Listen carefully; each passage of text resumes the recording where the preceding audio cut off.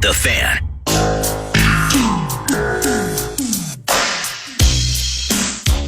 Colin Jost from Saturday Night Live is headed to the State Theater June 22nd. That's Thursday. And The Fan is your shot at a pair of tickets to the show. KFAN.com keyword contest. Enter to win.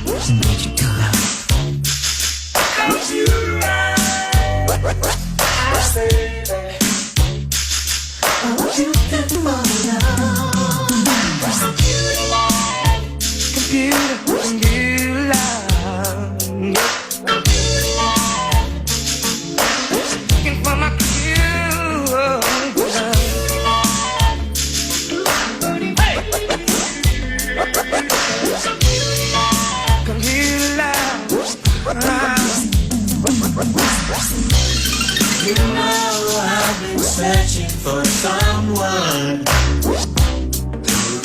Courtesy of The Athletic, theathletic.com. It's a membership site, a subscribe and read elite content site. Whether it's Aaron Gleeman, it's Dan Hayes on the Minnesota Twins. I found this interesting. Very similar, by the way, to OnlyFans, I found. It is. As a membership Is that site. right? Yeah. But the exact opposite. But yeah. Like written content. Yeah, but really sexy written content. Do people have the opportunity for like an extra fee to like chat baseball with you? I like that as an idea. How about that? A direct message fee that you can complain about the Twins directly to me instead of just tweeting it at me. Well, your Patreon site. Sure, yeah. That's very OnlyFans-esque as well. Patreon.com/Gleeman, I believe. Yeah, if you want scantily clad photos of John Bonas. I mean, if those are ever going to show up somewhere, it'll probably be on the Patreon. I think there's a market for that. Yeah, certainly. There's a market for anything. Yeah, well, we'll put that to the test, I guess, yeah. How are his feet looking? Yeah, that's the real, yeah. I was watching, my girlfriend's very into the Real Housewives, which means I've gotten really into the Real Housewives. And on multiple, like seasons or casts, whatever, different cities, one of the women has been like, oh yeah, I started selling feet pics. I made $14,000 last month. And I'm like, okay. Yeah. I have no shit. If I had feet that look decent, I'd be selling feet pics too. Here's this clip is going to get pulled. No, Yeah. Fred Flintstone is disgusted by my feet. Yes. No, I'm in the same boat. So yeah, I just try to sell Twins takes instead for $1. But I found this interesting. And if you can tell me, I could go and actually look this up myself, but you told me this.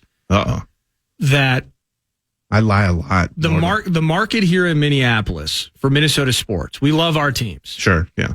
And that if there's an Athletic subscriber in LA, they got a couple options for the Dodgers. And maybe they like their version of Dan Hayes better than their version of Aaron Gleeman or vice versa, but they got a couple of guys covering the team because it's a big market and people love the Dodgers out there. Maybe it's the Angels. Maybe it's the Yankees. Maybe there's the Mets. But people love Twins baseball and are so excited about it, even though it's freaking hideous right now. Yeah, I don't know. It's excited might not be. They're passionate about it. I don't know if they love it or are excited about it, but they're passionate about it. But they need multiple people to cover the Twins. I think it's a really interesting part of for now at sports least media and how people ingest their local sports, where it's like the Athletic is looking at things. They're like, yeah, we got a lot of representation in LA. We got a lot of representation in New York. Yeah. Of course, the Giants are always in play, even though the Athletics across the Bay have effectively relegated themselves. Yeah, and then it's, well, what's the other big market that we've blanketed with two writers? Twin Cities. Yeah. Twins baseball. Of course. Smell baseball. Yeah. Boys of summer. I think it's a few things. One, the Russo effect. When he was the he person to launch the Athletic Minnesota, I don't know, 6 years ago, whatever it was. Yeah. On this station, probably. I'm sure he announced it here. And he started us, which I wasn't even with them at the time. Nobody was other than him. Started them off with such a good base. Right. For just passionate Wild fans who, I mean, Russo's just a monster. He's just, covers that beat like no one covers a beat. And then they added Krasinski from there, and then they bulked up with me and Dan Hayes on the Twins. But yeah, I mean, I say this all the time, which is, I write about the Twins for a living, and then as a side gig, I talk about the Twins too with the podcast, like you mentioned, and I'm on here twice a week or whatever talking about the Twins too. And I constantly hear from people when things are going bad like they are now, and they have been for a couple, 2-3 seasons now, of, well, yeah, nobody cares about the Twins and the fan base is really frustrated and morale is low and people are checked out. And of course, with the TV situation, there are people who literally can't watch them. And I'm not saying any of that is wrong. I'm just saying we certainly do not see that in the numbers. Like, I wouldn't. So people are pissed, but they're not checking out. Maybe. I think, the worst thing to be, and I've seen this, I've been doing this for 20 years about the Twins, which is crazy to say, but there have been times during that. You kind of just showed a mild look of depression and regret. I looked back in my head. Like when they say you're about to die, your whole life flashes before you. That was like, I looked back at the last 20 years and I thought. You just had an oh my God moment. Yeah, that's a lot of me saying, well, their record is bad, but they're still in first place because the Central's bad. How many articles have I written about that? But, I think the worst thing is kind of apathy. Yeah. And I've seen that. I mean, at the tail end of the Gardenhire era and the Terry Ryan era, when they were just losing 95 games a year for, 6 or 7 years in a row, you get to like year 4, year 5, year 6 of that, and it's like there's no hope for change. There's nothing to even really be mad about left over at that point because it's been bad for so long. And I'm not saying that this is what we've seen the last 2 or 3 years is significantly better than that or that people shouldn't be frustrated or anything, but I don't think we're kind of at that stage yet. I think there's a lot of frustration.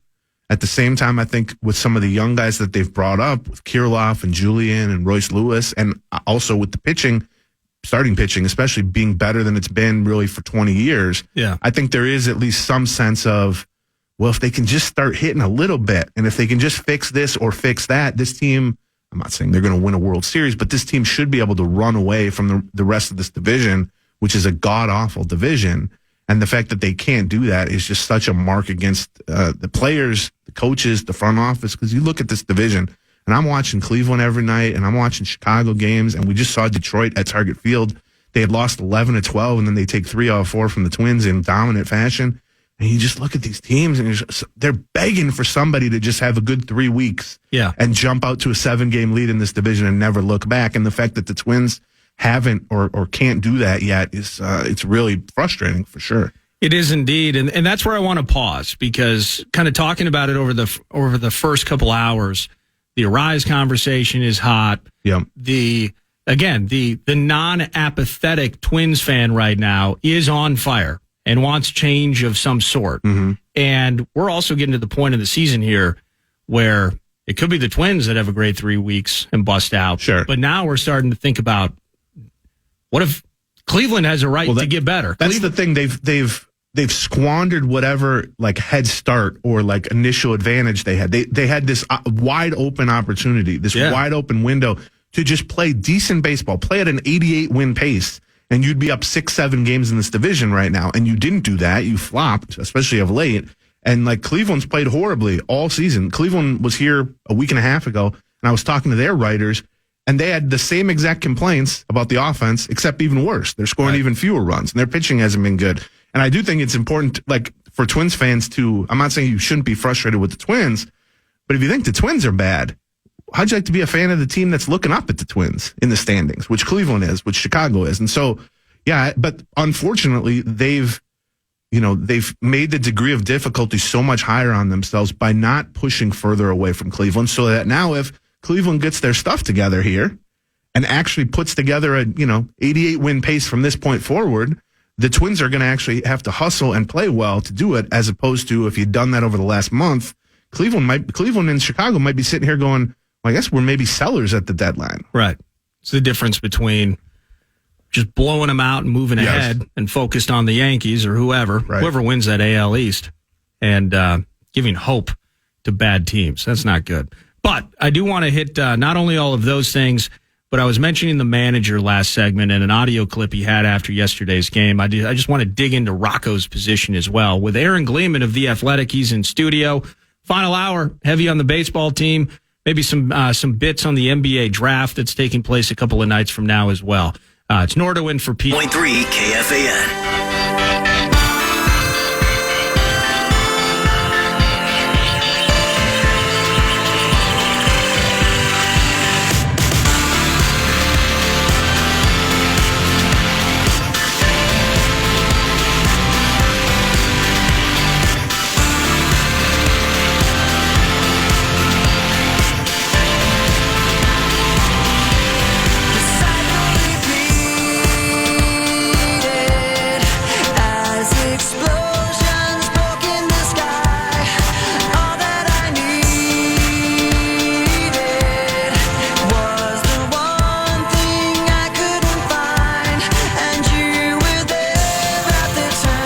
coming for PA. Vocal Maintenance Day. Which one is this? Is this number 5? I'm not sure. I lost count. But PA returns tomorrow. Looking forward to PA being back. Vocal maintenance. Voice is strong. And now, final hour, Aaron Gleeman stays in the studio to the Minnesota Twins. So let's just dive right into it. A talker earlier in the show is bitterness level regarding the trade for Luis Arias. So news coming out, and you're aware of this. And I didn't know, is it Dave Winfield, the other guy that did it in 1984, 3 5-for-5 games in the same month? That's Luis Arias. Yeah, and he said 2 in the last 3 games. Yes. The first one was 2 games ago, and they did it last night.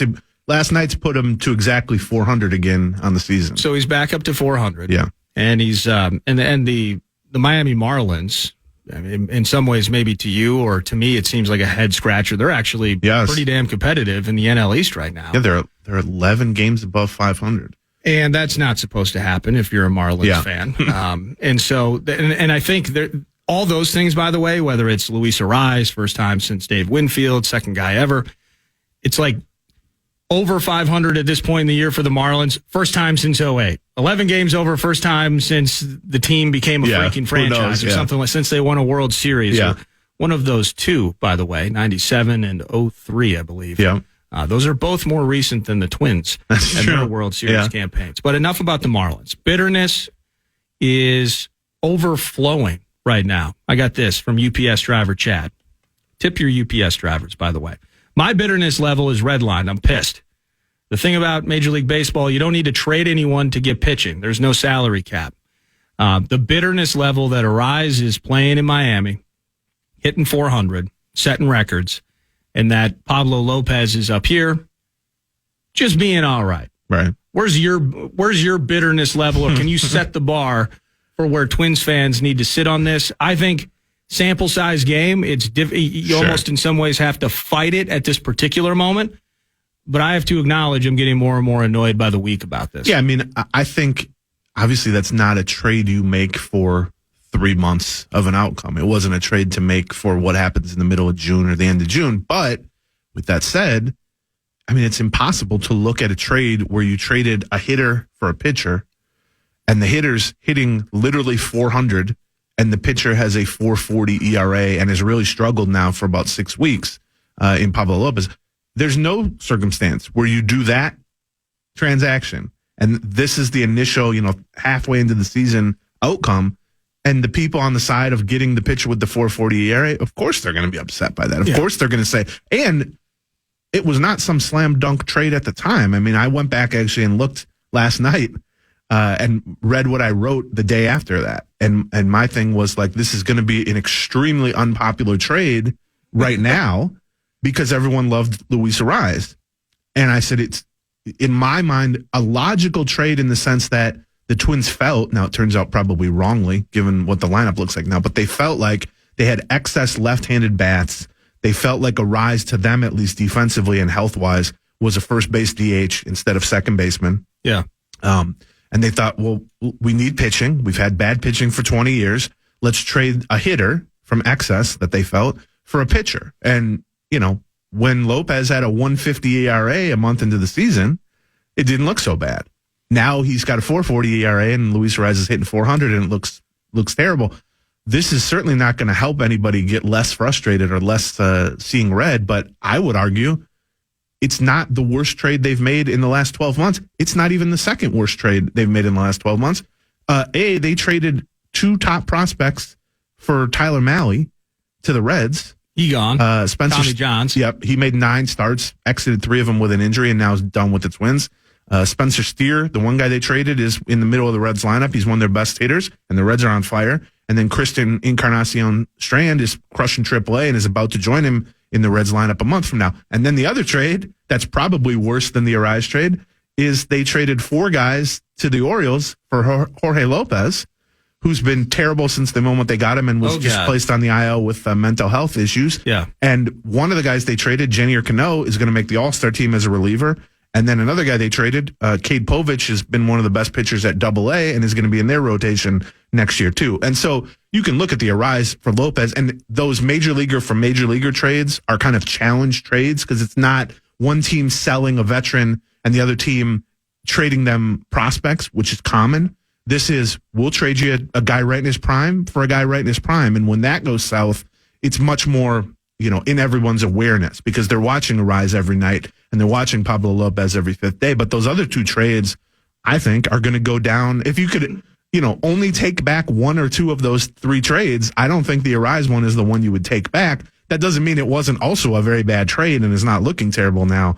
I'm just saying there's other worse trades that they've made since last year's trade deadline, basically. I feel like you just... Did that help? Did everyone come back from the ledge off that one? You just reached into my chest. Yeah, sorry.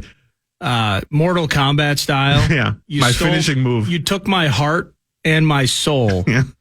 and I have nothing left. Yeah. After you just laid out those two other trades. It's like somebody going, man, this appetizer at this restaurant is one of the worst things I've ever eaten. And you go, wait. Hold on. Wait till you get the entree and the dessert. They're even worse. Like, stay there. It's going to get wet. You'll forget all about the appetizer. So, but he's gone now. We can't undo it. So if you can, let's go back then to this trade taking place and into 2023. Is there any aspect of this where they thought Jose Miranda was going to be an option? Or it was Donovan Solano, I think. Is it Donovan or Dominic? Donovan. Donovan, Yep. okay. Donovan, by the way, not awful at the plate. No, he's been one of their best hitters for a 1 year, $2 million last minute pickup. Has been pretty solid. Lavelle, by the way, rolls out of bed yesterday, comes in studio with me and hits me with Willie Castro leading the team in WAR at this moment. Is that position accurate? players, not pitchers? No, I got you. Position player? Yeah, well, that's like being... Is that supposed to happen? Like, look, Nordo, in this studio right now, you're the youngest, most handsome, in-shape person. Somebody has to be. That's not saying that much because I'm the only other one in the studio. Willie Castro, yeah, he's been the most productive all-around hitter for the Twins, but, I mean, I've never considered myself the most attractive man that's ever walked the face of the earth. But in this studio, you're like the Brad Pitt of this studio at this exact moment. We should note that Brett is not in the studio. Otherwise, we might have to say he was. I mean, I'm built like that safe in the corner. The initials game safe. Yeah. Put that on your resume. Built like the initials game safe that's been sitting in the corner for 15 months here. So the one thing I was talking about before you rolled into studio, and I'm not going to play the audio for a third time, but to give you kind of the gist of it, you listen to these post gamers, you're a part of these conversations. I was in the room last night with and there's a bunch of them. There's 162 of these damn things. Yes. Hopefully more if you're a Twins fan and you want to see them make the playoffs, which they're slated right now. Yeah, they'd have home field. They'd have the best of three, all three at Target Field, by the way. Against the Yankees. It ended, well, that's part against the Yankees. Could have left that part out. Yeah, my bad. So I was listening to this audio clip, and I played it a couple times already. And it's Rocco. So you know Rocco's voice. You know how he operates in these things. And we've had some struggles at the plate. Yesterday, the game wasn't the best example or the best method, the best recipe for winning baseball. And he was talking, again, from a 10,000-foot view about the hitting issues that exist on this team. And he just said at some point it's going to flip. And that for me, and I use the term passenger to kind of explain Rocco a bit. And you can take me deep on that. You're closer to it than I am. But that's how I'm viewing it in this moment, where in some ways it was, I don't know what the hell to tell you. Right. I'm kind of along for this awful ride the same way that you are. At some point, it just has to change. Yes. And at some point, it's going to. And it just feels in this particular regard, and that this is a singular out of many, many, many, many Rocco Baldelli related quotes. So I don't want to make a mountain out of a molehill. He does about, I would say, on average, 12 minutes, 162 times a year. Correct. Basically. So it's a lot of just babbling and a lot of quotes that you can take. But so this was 1 out of 10 probably yesterday. Right. It just feels like sometimes my vibe with the manager is that there is some passenger to it. Mm-hmm. Where he's either not interested in providing you with what he believes is the true reason or the true crux of the issue from an offensive standpoint. I think in a lot of ways, this could lead me to believe that maybe he's trying to protect the players a bit. Maybe there are issues inside that he's secretly pissed about, but he's going to handle those internally. But from the outset, standing out and just listening to the audio, in some ways, he's next to me in this roller coaster that is on a massive dip. And that is concerning to me in some ways. I think we hear a lot, people who cover the team hear a lot from people, why don't you ask the tough questions? People always say that.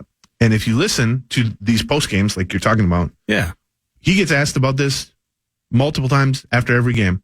Why are the strikeouts so high?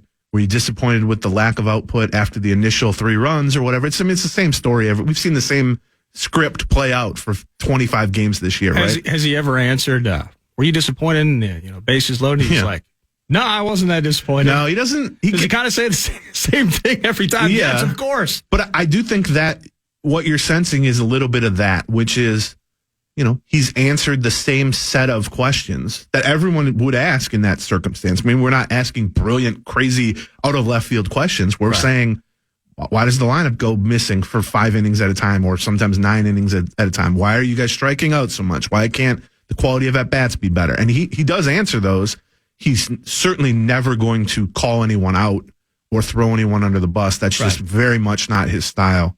But, to your point of the passenger thing, I think he is not the person who puts together the roster. Like, does he have input? Sure. But, he's not the person who chose to bring back, let's say, Max Kepler for another season. He's not the person who chose to sign, Joey Gallo. He's not, on and on and on. You can go up and down the roster. And sure, maybe he signed off, maybe he recommended a move or two, but there are definitely players on this team that if it were left up to him, would not be on the roster, would not be brought back, all that stuff. And so then when he gets asked about it, well, how come all your highest paid, biggest star veteran guys, well, this guy's hitting 130 in the last month, this guy's hitting 180 for the season, what are you going to do about it?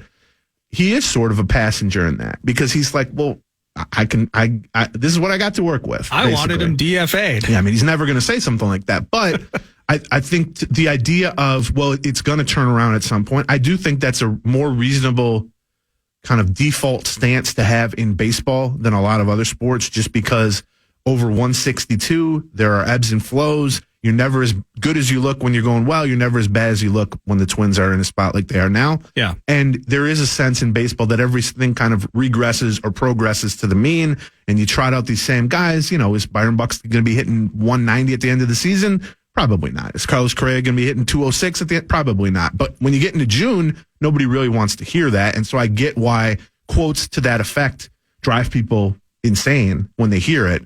But yeah, I would say when you're watching Baldelli post game, he is being asked this stuff, the quote unquote tough questions, but you can ask all the tough questions you want. You still are counting on them to provide the answer that they're choosing to provide. Yeah. And, at some point, what can he really say when they're scoring 3 runs, 2 runs, 1 run over and over and they're losing games? And it's like, why are you guys striking out so much? Well, what should he say? He should say, well, because every hitter is striking out more than they ever had before. Yeah. Or we signed guys who have huge strikeout rates. Or he could say we traded away a guy who's hitting 400 who never strikes. I mean, these are all things that if he were a fan or if he had 5 drinks in him or whatever it was, he might say. But this is just not something he's ever going to say, when it's going to be broadcast on BSN 90 seconds later. But yeah, I get why that's frustrating. I also just think in general, there's, I see this with the Wolves all the time. I'm a big Wolves fan, and I watch the post games with Finch. And when they lose at the last second or the offense bogs down in the fourth quarter and he gets asked the same questions over and over, and I find myself saying, well, he just gives the same answer every time. Isn't that a cop-out? But then I realize, or try to realize, there's no answer that a coach or a manager can give in these spots when the team is just playing dreadfully over the course of weeks that's going to make a fan go, I love that answer. Great answer. There is no good answer. Now, there are less bad answers that you could give potentially, but I think that, I don't know, that's at least my take on the situation when I'm in that room post-game every game. Like Chris Finch can't get loud on the microphone after a game and say, well, hey, ask Tim Connolly. Right, exactly. Or just like, Tim Finch. Ask Falvey and Levine. I'd love to see how that went if Rocco said that post-game. Right. I mean, I think so much of, and I get that in any sport, the first head to be called for is always the manager, the head coach, whatever it is. And I get that. But in a way, I think any sort of like fire Rocco stuff, which I see constantly on in my mentions on Twitter. There might even be a hashtag. Yeah, well, I'm sure there are. But it's almost like taking the Twins off the hook a little bit. Yeah. Because the premise there is, well, if they just had a different manager, everything would be okay. As if the players themselves are not to blame. And I always turn more to the people who put the team together and brought in the players and traded away the players than I do the manager themselves. Because my premise there is, if the manager really had this much importance, if the manager was the number one driving force for a team being bad or a team being good, wouldn't they be making like $50 million a year and they'd be the hottest commodities in all of sports and stuff? Yeah. Instead, it's like, they get fired and hired all the time. They make a couple $1 million. And you wouldn't see the $400 million deals for players. Right, exactly. If can't take him away from that coach. Right. What is he without that coach? That's exactly right. And so I'm not saying Baldelli should win manager of the year or anything like that. I think there are a lot of stuff you can criticize with him, and I have criticized it with him. But their biggest problem is that all their guys who were supposed to be good offensively, all their highest paid guys, all their guys with the best track records, all of have them been terrible, have not just been mediocre, have been really legitimately bad. And then beyond that, they've traded away a lot of talent and not gotten the value that they were expecting in a lot of these deals. So I got this text message a few minutes ago. Bradshaw and Bryant, KFAN text line 64686. It's always open 9 to noon. And it kind of amused me. It's like, Chris Carter, need a fall guy.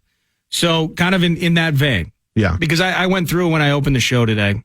It's such a beautiful Tuesday. I didn't want to do it this way.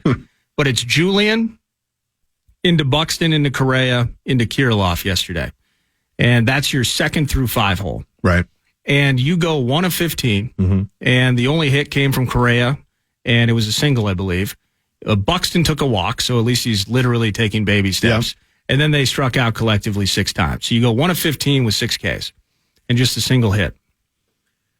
At some point, because everybody that is performing below their standard, is there a Twins version of a fall guy potentially where maybe it's the hitting coach or something? Right. Because I just believe when it's one person in the dumps, that's a slump. When there are 7 guys in a slump, For sure. that's more of an organizational, that is a coaching. There is something there philosophically, physically, or otherwise that is causing this, or at least is part of the conversation. And I just think that's maybe, forget Rocco for a moment. That's the crux. That's the point of contention that I think Twins fans, including myself, are Sure. feeling at a high level. I mean, I think that's something we see across all sports. Like if an NFL team just goes south and they're just not performing, they were expected to make the playoffs and they're, 4-8 or something like that, 2/3 of the way through the season. Well, it's not. They don't just release all the players and fire the front office. No, who are the first guys to go? Well, the offensive coordinator or the defensive coordinator, whatever area is struggling, that guy goes. And that'll shake things up. And then if that doesn't fix it, well, then maybe the other coordinator, or maybe they revamp the coaching staff, right? Which, by the way, the Twins have done relatively recently. Like training staff, coaching staff, and then it gets to the coach or the manager, and then it gets to the front office and it gets to players and stuff. And so, yeah, I think just logically, when a team is struggling, especially mid-season, I mean, you can't turn over a roster in the middle of the season. You can't. It's difficult enough to just turn over a coaching staff. I mean, let's say David Popkins and Rudy Hernandez are the 2 hitting coaches.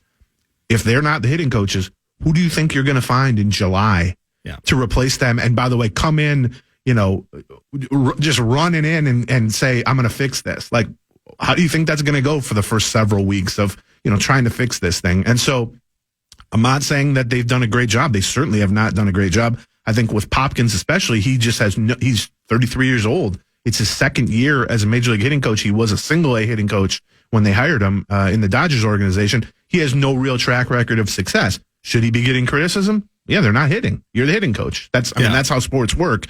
But yeah, I think the calls for the hitting coach, the calls for the manager, that's sort of the natural progression in any sport is you start, I'm not going to say at the bottom, but you start with the kind of movable parts because that's just a lot. You can't trade the whole team. Yeah. But you could replace a coach. You could replace a manager. And so I totally get that that's the kind of natural progression of things.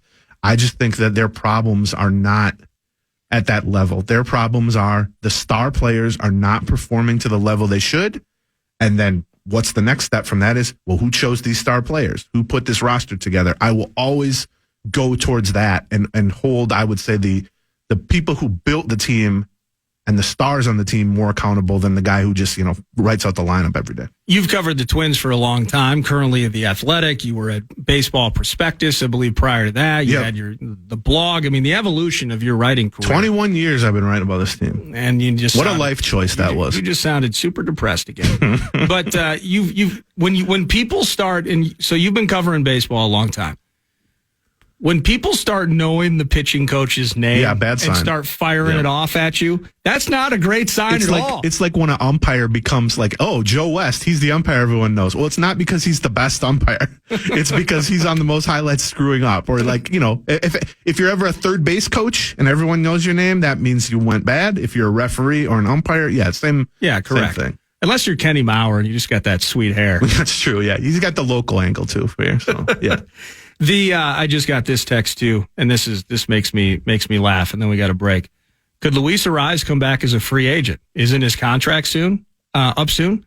Miami doesn't spend a lot of money. How would that? Two more years, and then his contract will be up. How good would that be? If we trade him for Pablo Lopez. Yeah, then you have both. Lopez just hopefully gets better, but let's say he's just the same. Sure. And 2 years from now, we spent $150 million to get Arraez back. I would like to, as just like an experiment, I would like to see what Luis Arraez would or will get as a free agent, because I think when you're hitting 400 and people are calling you the next Tony Gwynn and all that, there's this perception that this guy's an MVP candidate, this guy's whatever. He still doesn't hit a lot of home runs. I mean, we saw what the trade market was for him, which was a good but not great starting pitcher, basically. Correct. I would be curious, but they got him under control for I think 2 more years after this one. That's what I want to happen.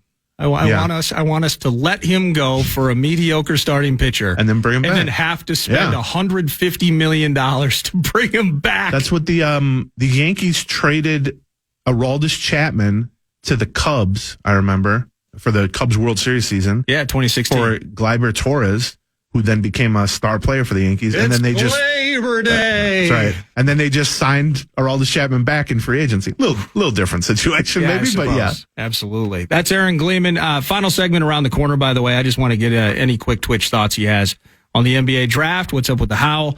And we will come to a conclusion next segment, 9 to noon. Nordo in for Connected to the Fan.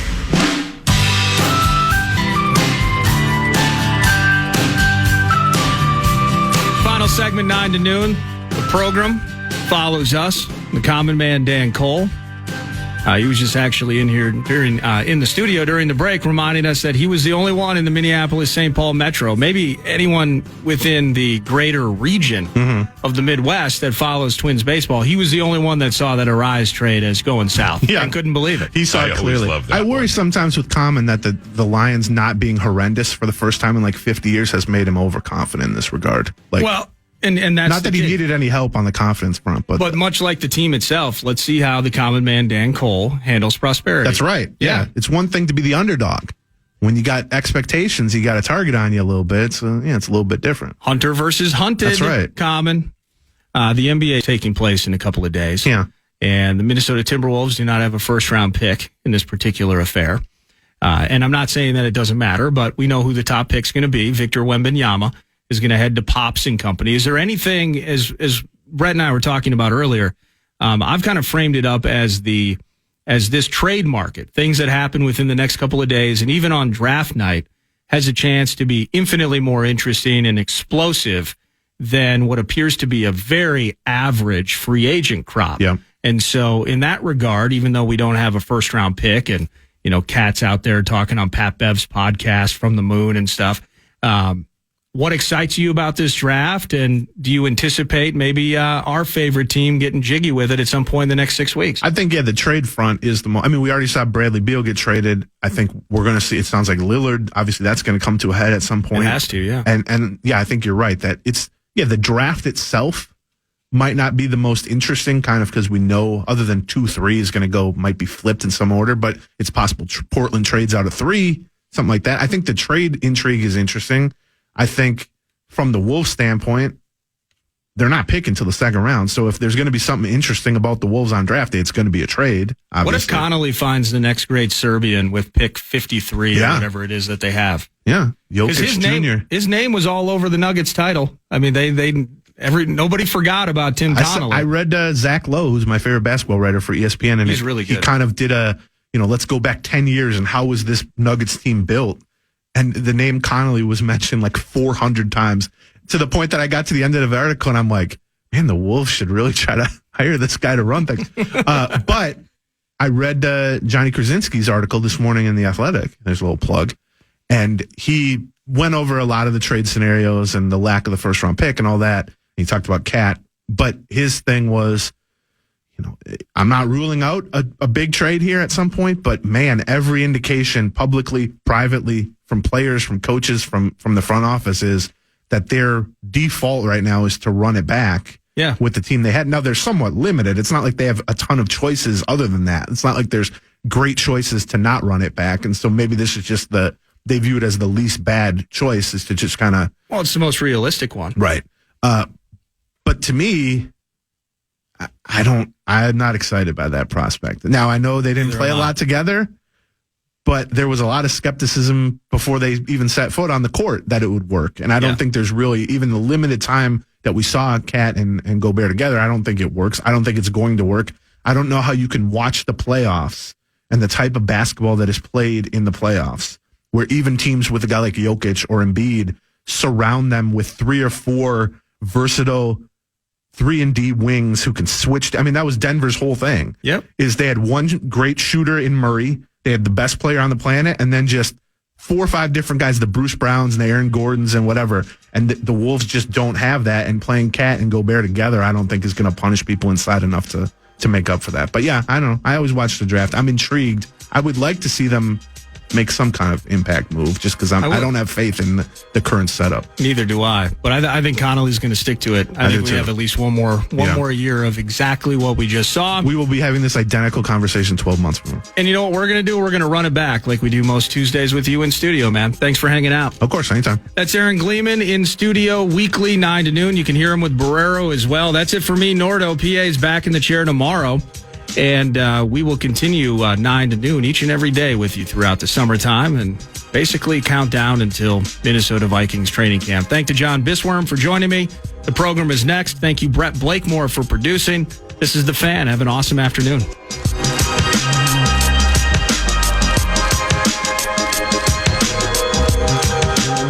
Podcast today's Paul Allen. Listen back to previous show and interviews by going to the iHeartRadio app or KFAN.com.